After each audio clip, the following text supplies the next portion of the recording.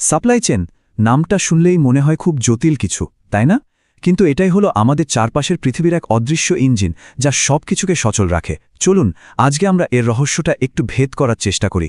আমরা জানব সেই সব থিওরি আর মডেল সম্পর্কে যা আমাদের কেনা প্রতিটি জিনিসের যাত্রাকে নিয়ন্ত্রণ করে।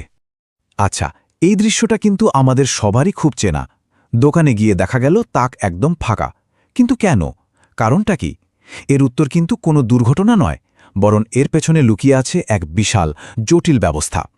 আসলে এর পেছনে একটা সুনির্দিষ্ট সিস্টেম কাজ করে। তো আজকে আমরা প্রথমে বোঝার চেষ্টা করব এর পেছনের কেনটা, মানে মূল নীতিগুলো কি, আর তারপর দেখব এটা বাস্তবে কিভাবে কাজ করে, মানে এর প্রায়োগিক দিকগুলো।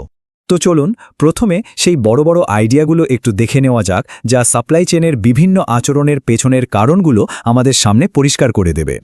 সাপ্লাই চেনের দুনিয়ায় একটা খুবই মজার কিন্তু খুব গুরুত্বপূর্ণ ব্যাপার আছে, যেটাকে বলা হয় বুলহুইপ ইফেক্ট। ভাবুন তো, ক্রেতার চাহিদায় সামান্য একটু পরিবর্তন হলো, কিন্তু সেই ছোট ঢেউটাই সাপ্লাই চেনের উপরের দিকে যেতে যেতে কিভাবে একটা বিশাল সুনামিতে পরিণত হয়।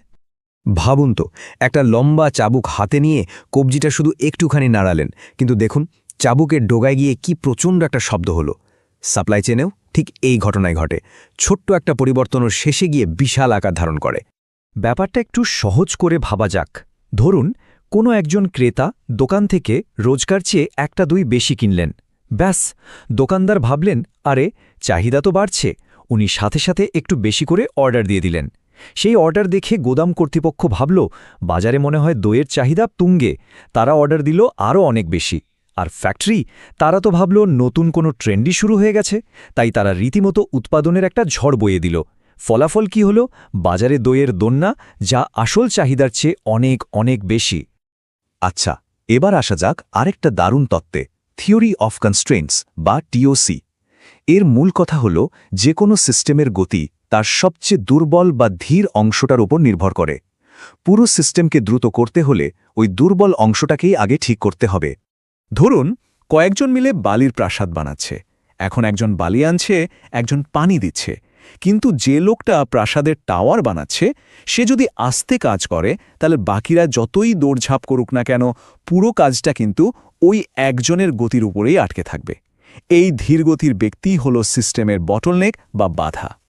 তো এই বাধা কাটানোর জন্য টিওসি আমাদের 5টা ধাপের একটা চক্রের কথা বলে। প্রথমে বাধাটা খুঁজে বের করতে হবে, তারপর সেটার সর্বোচ্চ ব্যবহার নিশ্চিত করতে হবে, এরপর বাকি সব কাজকে সেটার সাপোর্টে লাগাতে হবে এবং প্রয়োজনে ওই বাধাটাকে উন্নত করতে হবে। একটা সমাধান হলে নতুন বাধা সামনে আসবে, আর উন্নতির এই চক্র চলতেই থাকবে। এবার যে নিয়মটার কথা বলবো,